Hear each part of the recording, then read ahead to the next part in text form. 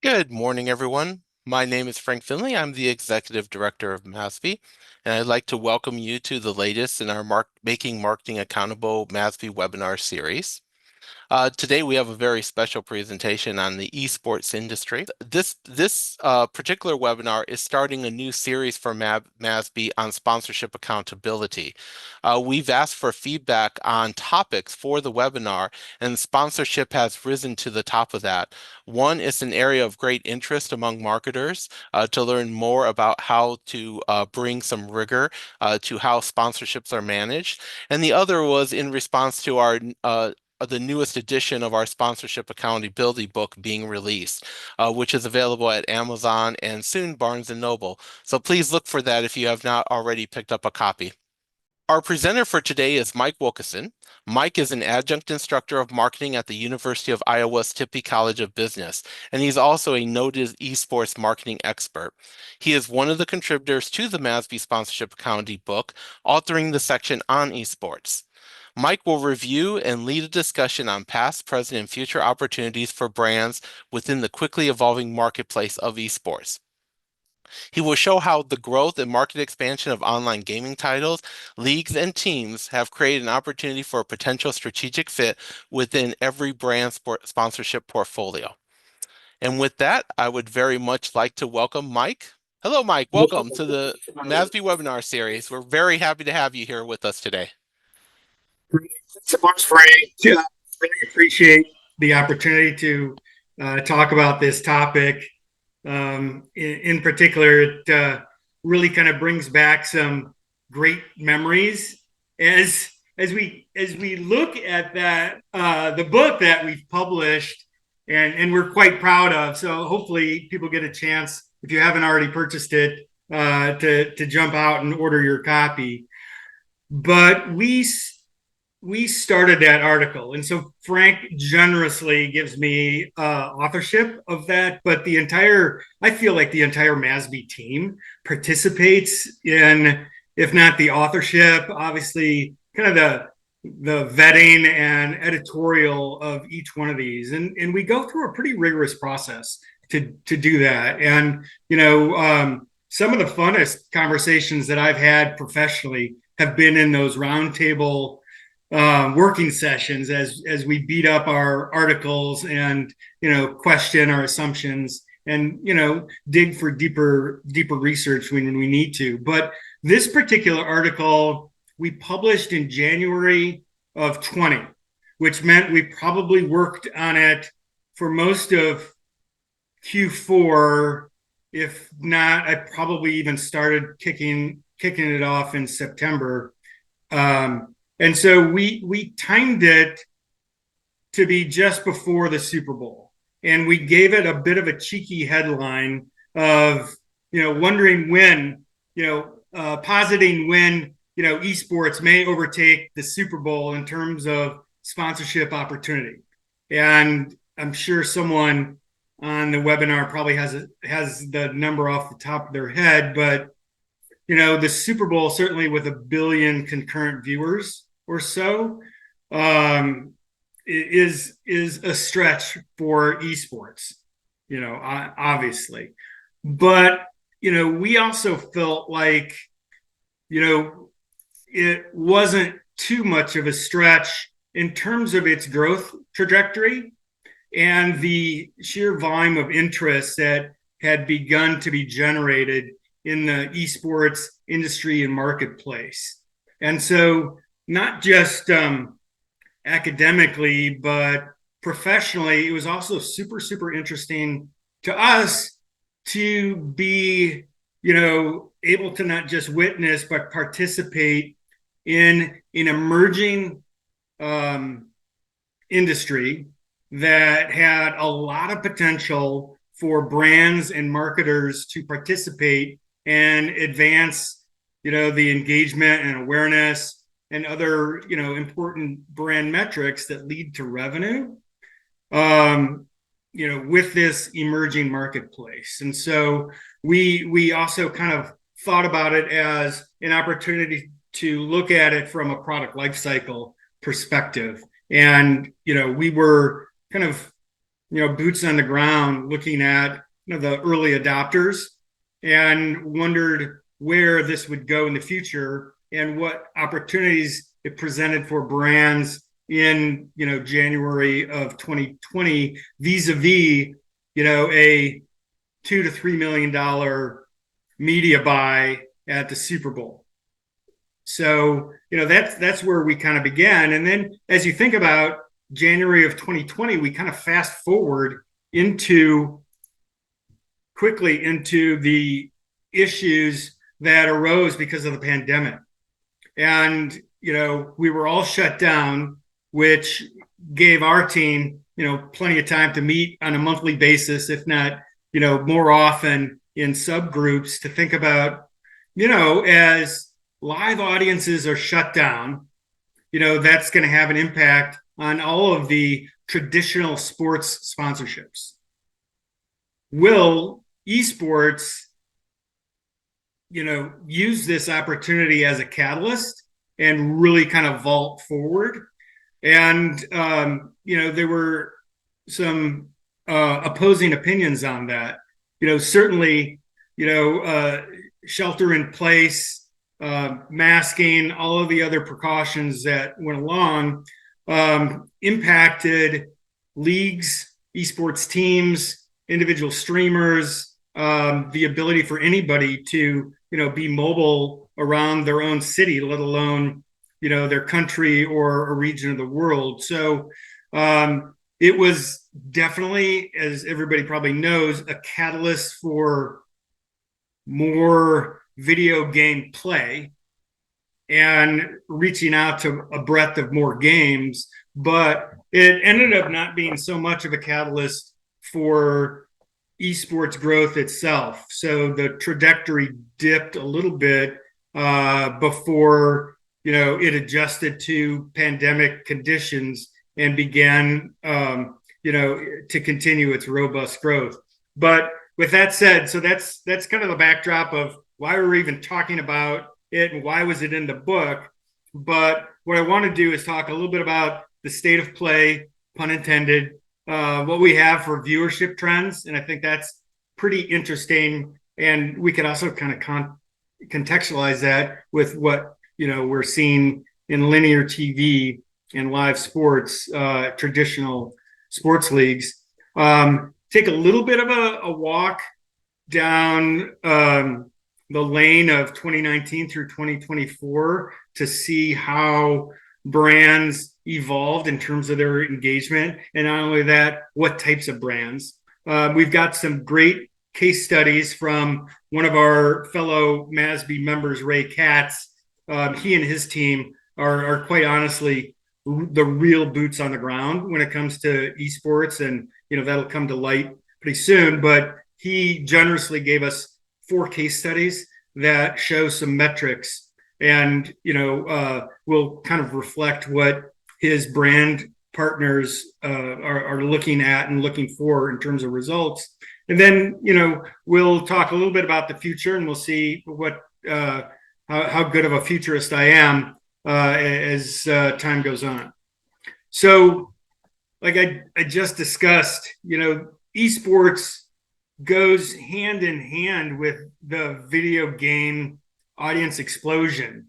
And as we've seen other entertainment options kind of dampen or decline, thinking about movies and theaters, some of the linear TV options, meanwhile, the gaming audience itself is expected to reach, almost 3.5 billion this year. And, esports is riding that wave. So its growth is expected to be, over 20% CAGR, through 2032. And along the way, we see the brand partnerships and sponsorships being a significant part of that revenue within esports. And, it's moving, as it matures, it moves beyond, advertising into true integrated, sponsorship, promotional opportunities. And you'll see that a little bit as we walk through the timeline, but also in some of Ray's case studies. which I think are pretty great. And then, as the audience is scaled, as you can imagine, things get more competitive for media rights. And when we talk about viewership growth, I can get to that too. And then, the article that we published and that's in the book talked about the entire ecosystem for esports. And so, what you want to see is, the majority of those components in the ecosystem have growth or stability. And within esports, we see every single component of that ecosystem have growth. But it's not without its growing pains, and we'll get to that. Similar to cable networks and other media properties, both online and offline, we see that the rights agreements for these events, the competition is intensifying. That's great news for the industry, and is a great signal for brands because it tells us things are stabilizing and things are really having more broad appeal on the investor side of things. We also like to see more professionalism in the industry. The training facilities, the esports arenas are an absolutely fascinating thing to take a look at. I remember a few years ago, I had the opportunity to go to one of the Overwatch annual tournaments. In essence, their Super Bowl right here in Burbank. And because I was working at Redbox at the time, and our gaming business was pretty lucrative and pretty large for us, I had the opportunity to go backstage at the arena, and the facilities for the individual teams, including trainers, people to rehab, masseuse, the coaching, it's pretty amazing. And so not only during tournament and competition time, but certainly there's a very rigorous training process that goes on now. And so again, that's great to see. And then we're also seeing more cross-industry collaborations. And so, both in-game marketing integrations, offline integrations at tournament sites really are all great signals. But as I mentioned before, there are some growing pains. And so some of these teams and leagues, are struggling with some of the operational costs. So, I mentioned 3 of these teams as examples. I think Evil Geniuses had to shut down their North American operations. And so, some of the struggles have to do with, the training costs, facilities, the payment of the players. And as you can imagine, each one of these players has a significant following, which makes them, an influencer and a business in and of itself. And so every time they step away from their own gaming environment and their own channel, it will cost them money to go to a tournament. And so they feel like they need to be compensated appropriately. And so there may be some of these teams that have their salaries a little bit out of whack. And then in terms of, the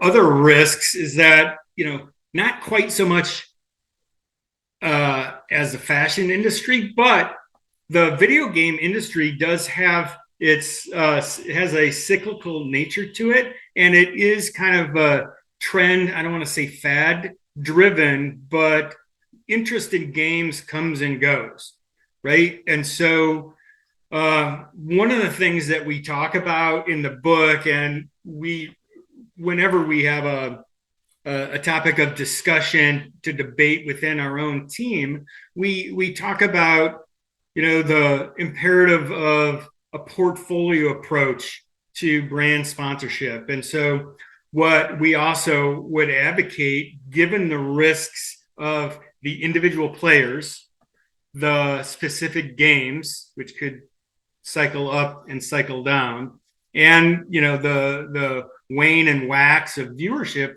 for individuals, teams, and games that esports sponsorship is considered within the broader portfolio of a brand's sponsorship investment. And we've also there are some folks on the team that have done significant and detailed work with regard to roadmaps, strategic roadmaps for sponsorship, and the portfolio piece certainly plays a role in that. And then the globalization potential is pretty significant. We've seen some great growth out of China and more broadly in Asia, although North America kind of remains a kind of a stable cornerstone for viewership in the industry. And here we are at viewership. What we've seen is just a massive uptick in viewership figures, and I can get to some of those specific data points in a bit. But you take a look at this viewership increase, and it really feels like it's at scale. And so if a brand needs both reach and frequency, they can begin to look at esports for those metrics. And then, a number of factors are contributing to this. More and more streamers. We used to just almost exclusively talk about Ninja, but now there's an entire cadre of folks that have massive followings. Mobile gaming, and we'll touch on that specifically in a slide or two, is becoming more and more of a factor as an entry point for folks. And then, we've got a mix of brand and celebrity endorsement as either players or investors in games. In particular, we're seeing that within the professional traditional sports. And so that combined with new streaming platforms, particularly in Asia, are really making the sport more accessible and creating more competition again for those rights. And so again, Asia, Latin America, are becoming key components of that audience growth, which for brands that have a global footprint, it's great news. And so specific to mobile, as you think about this title, it's got over 1 billion downloads. And so again, we talked about how esports and video gaming go hand in hand. When you've got 1 billion downloads, there's a lot of interest. There's going to be a lot of talent. There's going to be a lot of potential viewership. And the other component to the mobile download is that this gives us an opportunity to shift the demographics and the diversity of the audience. So as we think about these markets in Southeast Asia, India, and Latin America, not the penetration of a laptop and a gaming system, a full-blown, maybe it's a gaming PC, is not as accessible to these marketplaces, but the penetration of a smartphone absolutely is. And so this easier entry point has opened up these markets. And in turn, the competitions have also risen the visibility of these particular games and the credibility of these games.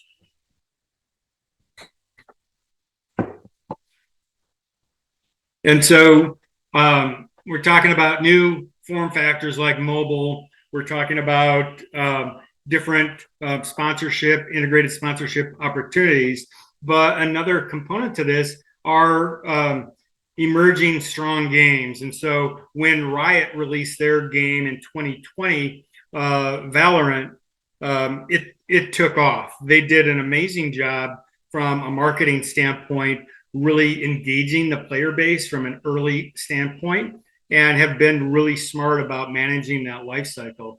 And the growth, I think, in part due to the pandemic and the shelter in place and the lockdown, it was a rocket ship, in 2020, which allowed it to quickly gain entry. I think it's a little unusual for a game to be able to enter into esports in a year's time, a year and a half's time. But what this did is, again, if we have a strong portfolio of games, then we diversify the risk of any individual game.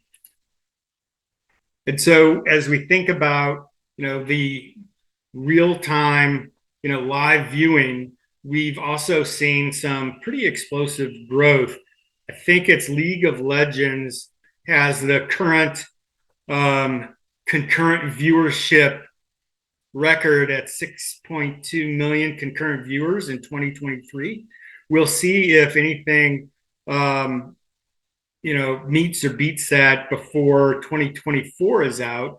But over 6 million concurrent viewers, that's nothing to sneeze at, right? And in particular, when traditional advertising on TV has been pivoting to must-see appointment TV, like sporting events, some of the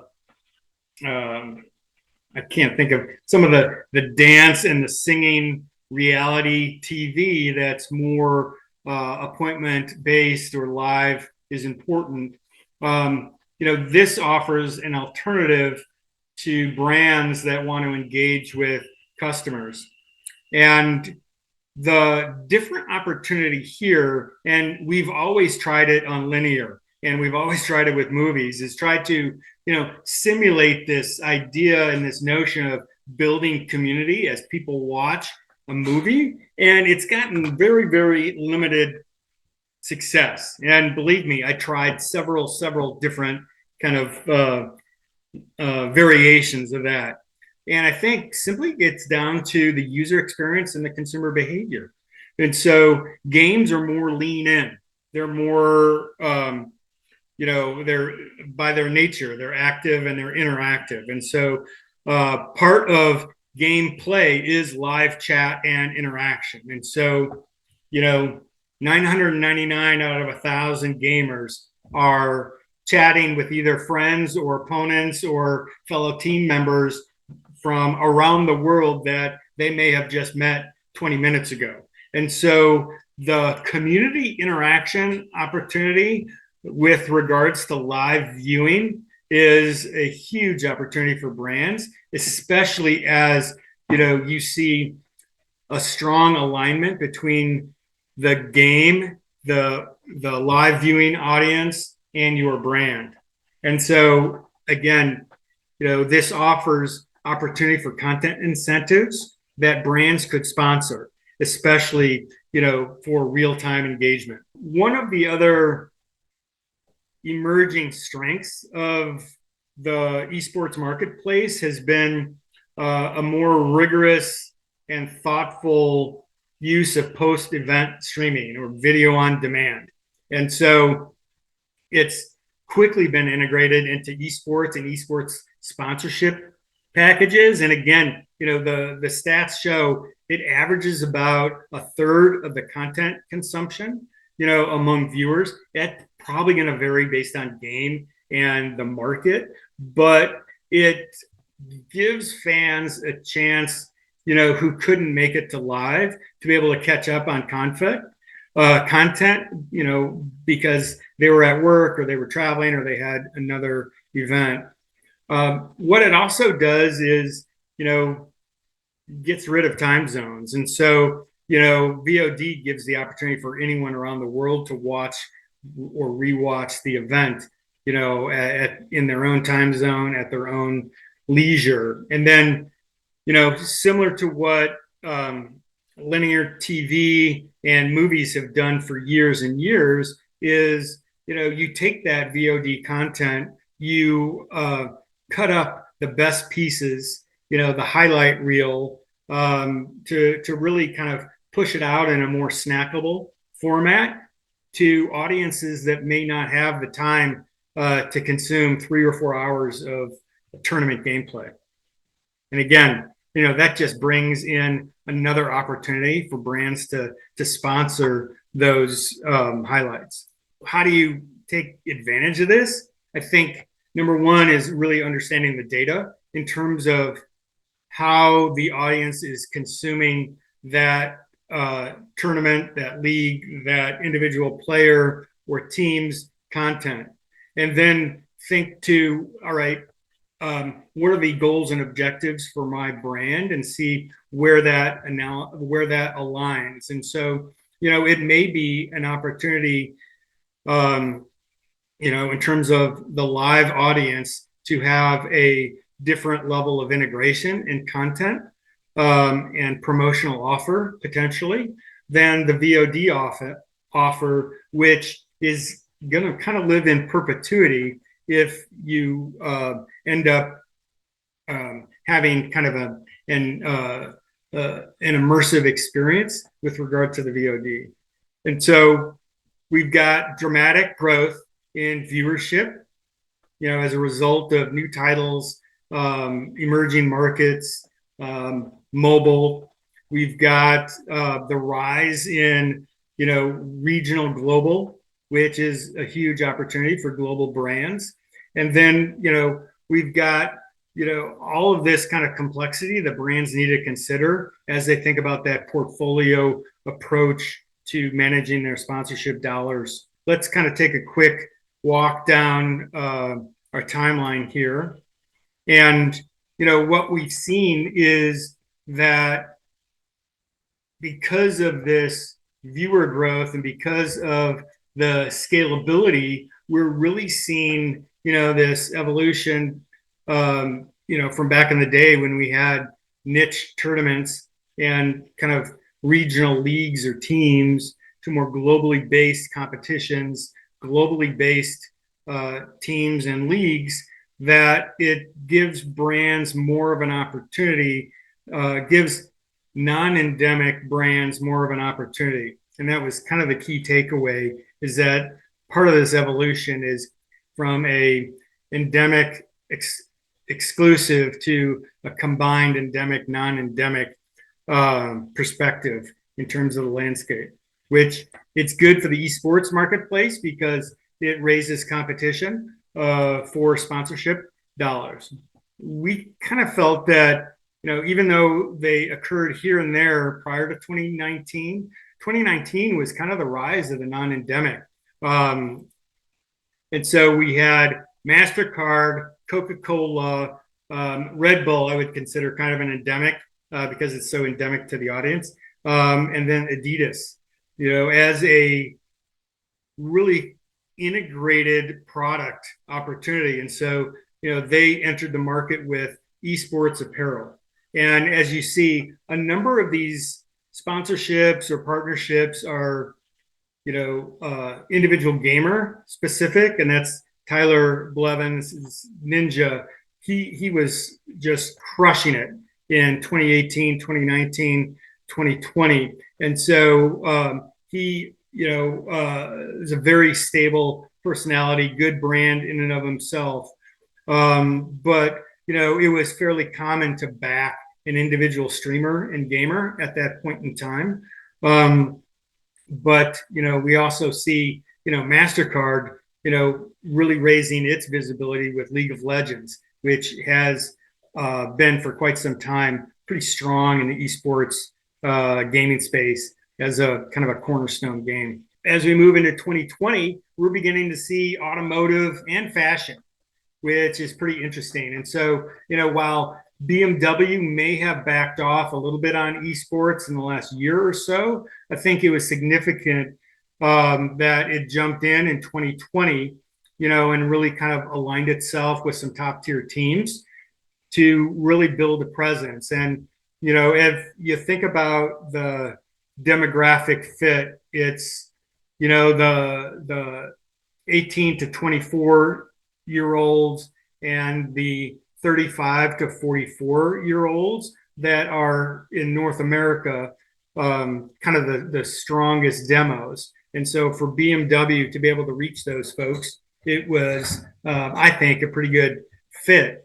I think the Louis Vuitton piece is pretty interesting. in that here's a high-end fashion brand getting involved with the gaming culture and the gaming community. And I think as they probably looked at a longer term perspective, certainly, they're one to participate in, the Wimbledons of the world, but that's an older demographic with a completely different profile. And so, we also see Louis Vuitton um, playing a role in a number of different niche music categories. And so I think this was probably part of their portfolio strategy.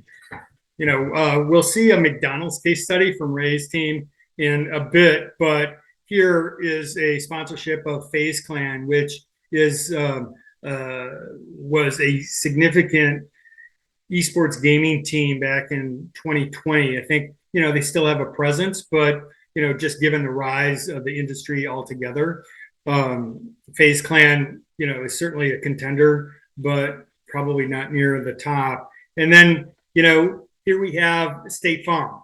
But again, we see State Farm, wanting to be top of mind. And if you're 18 to 24 years old, you're coming out of high school, coming out of college, you're living on your own, a pretty good fit from that perspective.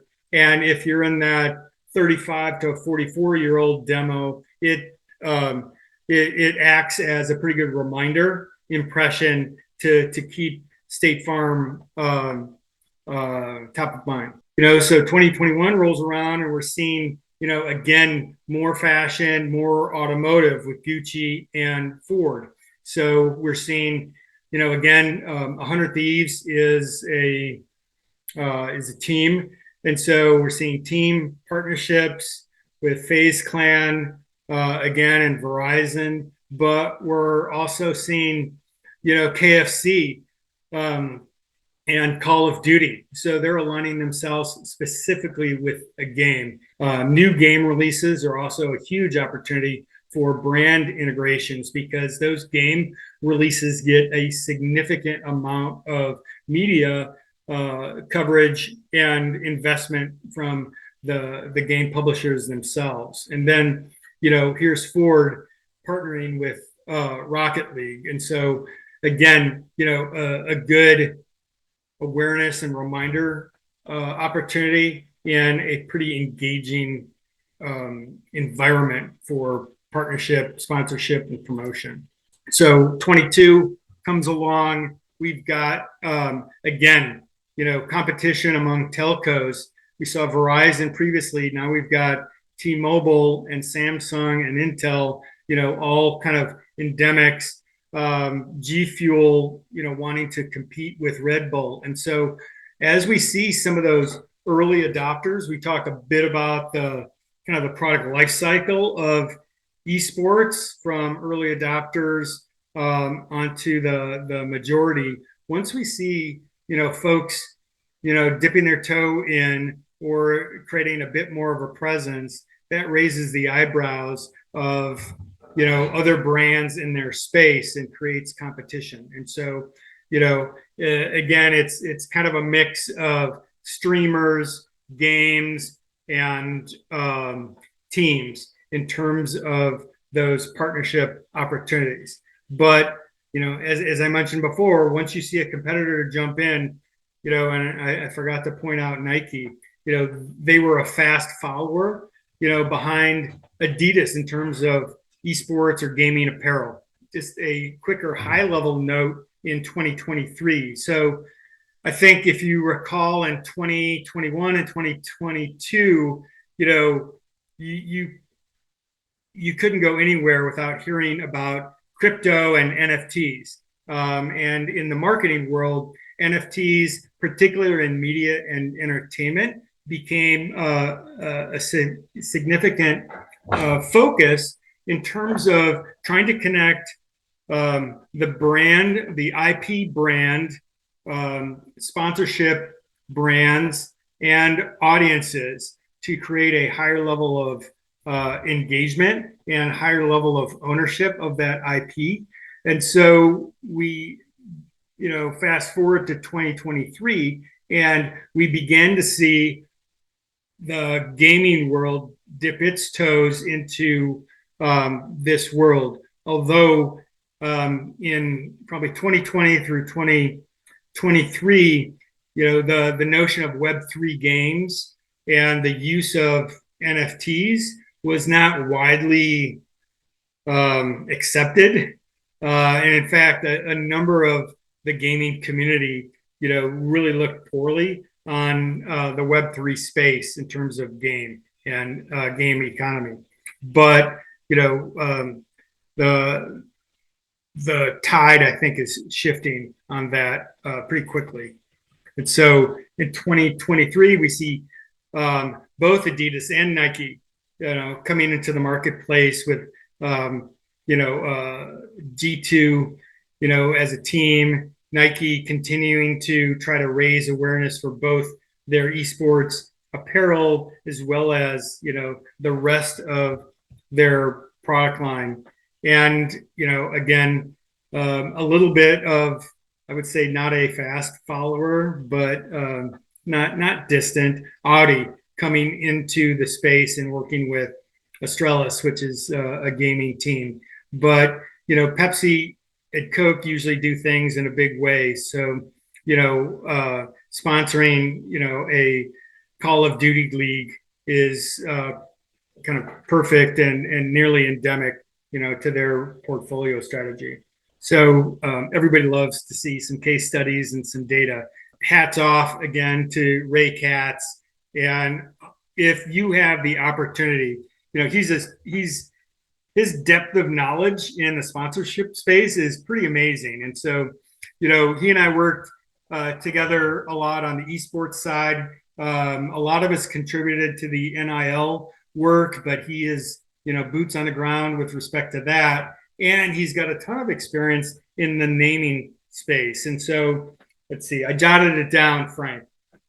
November 13th, coming to a webinar near you, Ray is going to talk about naming rights. And, that I'm sure will be a really, really dynamic conversation. But, I think, his organization, the Collegiate Sports Management Group, and I'm not just plugging him to plug him, but it's a great example of also another emerging audience in the kind of the strength and staying power of esports. And so if you look across the both the secondary and the higher education landscape, you'll see a tremendous amount of energy, with respect to these teams. And so it's becoming very, very legitimate, as legitimate as, my son's high school football team and their conference and their, state tournament. And so something to also consider as brands who need to access that younger demographic have a very, very real opportunity to do so. And we'll see a little bit of that. What better way to connect with an audience that you want to make sure that they put their seatbelts on? And so, here's the National Highway Transportation Safety Association. We often see these click it or ticket signs, as we're going down the road. But, one thing to also note over these 4 case studies is the duration of these sponsorship and promotional relationship. This one here is 3 weeks. It was broadcast on Twitch, and you see over 100 million impressions. And so what really drives those impressions are those bullet points on the right. It's the branded graphics, it's the voiceover. It's not just slapping a logo on, but it's customized creative. And he combined, and it's probably someone on his team, right? But they combined, their depth of knowledge and experience in NIL with their gaming experience to really kind of give collegiate gamers that same opportunity that we're seeing across, collegiate, basketball, volleyball, football, etc. And so, again, here's a case study involving the Marines. And again, it's Valorant, that emerging game, Fighters Cup, great name for a tournament, particularly for the Marines. And again, that 18 to 24 demo, a great place to put the Marines brand and value proposition in front of this group. And the impression count, the minutes watched, a ton of engagement there. This is involving Xbox, and not just an Xbox endemic promotion, but this one's uniquely and specifically geared at a women only qualifier. And so this is not just kind of a 3, 4, or 6 week tournament, but this is a season long tournament that was sponsored and promoted by the console. And so this is another example of how the demographic profile of esports is shifting over time. And although I think we've only got about 30% female in the esports viewership and participation, it's events like this that are going to, I think, make the sport more accessible, because we do know that female gamers writ large reaches well beyond the 30%. And then again, we talked about McDonald's earlier, but the other piece of this is that we're seeing sponsorships that go beyond a single year. As we rolled through 2019 through 2023, we saw some recurring brands appear, but not for very specific events. And so the CECC, as it says, the largest event in scholastic gaming. And so McDonald's having a annualized sponsorship there, I think is significant. And of course, well over 100 million impressions. And so they're the list on the right is also a great example of comprehensive and integrated, sponsorship, opportunities. And so you've got the range of physical with branded jerseys and analog with live reads, along with the social, the influencer, and the obvious inclusion of logo. But you can see on the right, the entire stadium is decked out for the McDonald's partnership. Quickly, kind of touching on in-game assets and NFTs. I talked about it a little bit before, but this is an opportunity for players to truly own the digital assets that they've earned. So the question is, can I give some examples and case studies of sponsorship, including the luxury brands? I can seek more details, but we had the Louis Vuitton example. We had the Gucci example. I think they were team and player. They might have been both team sponsorship opportunities. I would also include BMW as part of that. But those, I think, are good examples. I think it's a great question with respect to luxury brands. And, my takeaway also is that it does reflect, kind of the broadening of the reach of the audience in addition to the scale. Because if you look at, Gucci and Louis Vuitton, those are, core luxury brands. And while the target audience doesn't always represent that high income. It may not always high income stratification in terms of a demo. These are aspirational brands, and you see a lot of these audience segments, dipping their toes into these brands with, that you know, I don't want to say lower level because I've been to both of those stores and everything seems pretty expensive to me. But it's the pocketbook, it's the purse, it's kind of that. It's like that 300 series BMW, which is that entry level, and it's a good opportunity for these brands to begin to build, not just the awareness and engagement, but a relationship with these consumers that, if they get them in that 18 to 24 time period, they could have them for a lifetime. So getting back to Web3 briefly, because I see we're at about 9 minutes, but the opportunity in the video gaming world for NFTs to really give a player the opportunity to own that digital asset that they may have earned through gameplay is pretty significant.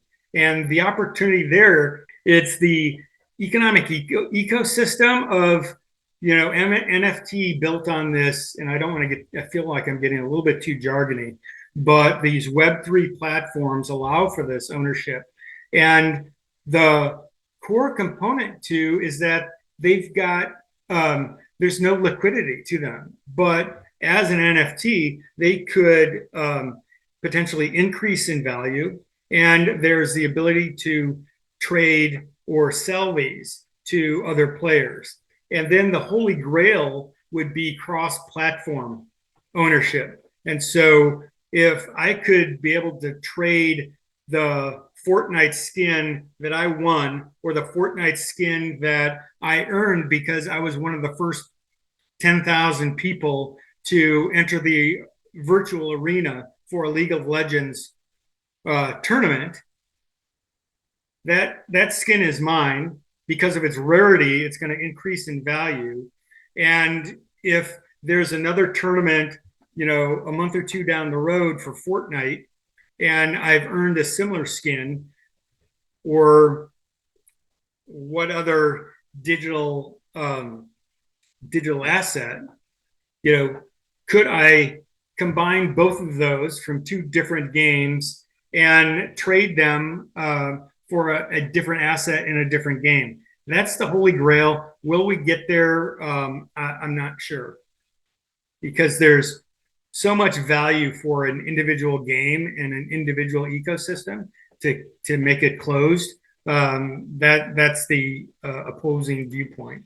I thought this was pretty historic last year, and so it was announced last year that the first Olympic eSports games is going to be in Saudi Arabia. And I think it's also not trivial. I think Saudi Arabia will have something like an 8-year agreement to host this. And, I wondered when I saw this last year if this was kind of a corollary to the X Games. So sooner or later, the Olympics adopted snowboarding. They adopted, the half pipe. They adopted some of the sports that were really innovated by the X Games. And so, prior to this presentation, I reached out to a friend of mine who used to work at the U.S. Olympic Committee as a CMO for one of the significant sports, and I said, do we really think that and esports might be integrated into the traditional Olympics over time? And he said they are taking a very pragmatic crawl, walk, run approach to this, and if that happened, it wouldn't happen anytime soon, is what his speculation was. In particular, because if you think about our traditional Olympic Games, none of them, and someone's probably going to correct me, none of them rely on anything motorized, right? Or electronic. And with the exception of maybe there's some shooting sports, but those are all mechanical as well. So time will tell, but to me, it has a halo effect for esports in general, and really kind of adds another layer of legitimacy. Frank brought this up a couple of weeks ago, and is I don't know if you're an avid online chess gamer or you're a viewer, but a couple of years ago, back in 2021, online chess had 600,000 concurrent viewers, and I would bet a significant amount of money that those folks probably aren't in that same League of Legends, Call of Duty demo. And so again, the audience is continuing to broaden, and it creates different engagement opportunities. And I know 2021 feels like it was forever ago, but I think last year, and that may be kind of a pandemic driven number, but just last year, I think the numbers were in the mid 500,000s for concurrent viewers. So it hasn't slowed down. It definitely hasn't slowed down. And so, what are we thinking about the landscape of tomorrow? That compound annual growth rate, if it survives to 2032, is pretty massive. We're not going to approach the Super Bowl numbers um, like our headline from 2020, but I think on a global basis, the participation from viewers and the viewership minutes are just going to continue to grow. And this hybrid live on demand piece is going to be a big part of it.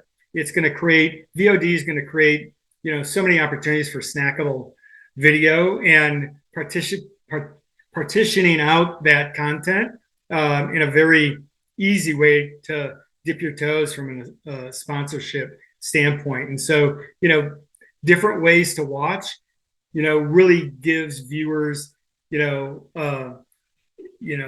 time and the place and the methodology to watch however they want. What are the opportunities for us? The sky's the limit in terms of how you want to get creative and innovative with your sponsorship opportunity. In particular, as I talked about some of the challenges in the industry, and if some of these teams or leagues are somewhat strapped for cash, you may have the upper hand in terms of negotiating that naming right or that promotional integration. It would be a great question to ask Ray if he's seen some softness, because again, he's on the front lines. He's helping clients negotiate these deals. He would know, if deals are beginning to become, more accessible. Mike, if I might, very quickly, we have a question in from Scott Moore. He asked, although esports teams have made some great diversification efforts and we're slowly seeing an uptick in media rights value, do you think there's still an over-reliance in the industry on sponsorship? It seems that game developers still hold much of the power and dictation of the industry, and so it's quite difficult for these teams to have full autonomy over their business model. What confidence does this give to potential sponsors, and how can we see this evolve in future years? I've seen a historical review of revenue trends for the industry, as well as the projection going forward. And it feels like traditional digital advertising is going to be playing a more significant role going forward for the industry. And so that will put less reliance on sponsorship, although sponsorship is still kind of a huge chunk of that pie chart. And so I think very, very judicious decisions on who to partner with for your sponsorships are going to give you an opportunity to not necessarily have an upper hand, but feel like you're on a level playing field. if what you want to do is partner with one of these teams that are, as you, I love I love your note on, full autonomy of their business model, and the teams that have scaled in a smart way. They haven't overpaid their trainers, their coaches, and their athletes. Are in position to have that full control, but there are so many points of entry that, depending upon what your goals are for your brand, you know, awareness, reach, are you trying to drive frequency to nudge them into consideration to drive up purchase intent? There's just a ton of different ways to do it. So I would go in the direction of looking at your portfolio and seeing how you can adjust around a team that has the bargaining power that you're talking about. Frank, do you want to the wrap up? Yeah, so Mike, thank you very much for attending. This has always been a fascinating subject ever since we started in that we added it to the sponsorship case studies. It wasn't there initially, but there was so much excitement and so much growth we had to add it in it. So I just wanted to thank you for coming in and presenting on an update of that, and also answering these questions. And if any of the participants have any more questions for Mike, please send them to us, and we'll definitely hook you up with him. So thank you again very much for participating in today's webinar. Thanks, Frank. Thanks, Eric. See you soon.